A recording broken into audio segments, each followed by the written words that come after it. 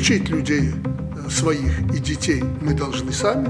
У нас есть для этого все. Спасибо России, что она предложила нам эту помощь.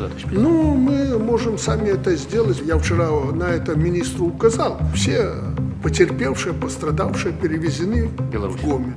Они, кто в Гомель, кого-то в Минск направим.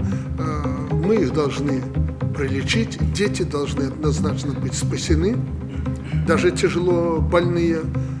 Ну, а остальных по домам отправить, пусть занимаются спортом здесь, если спортом. Но, скорее всего, кому-то хотелось еще и отдохнуть.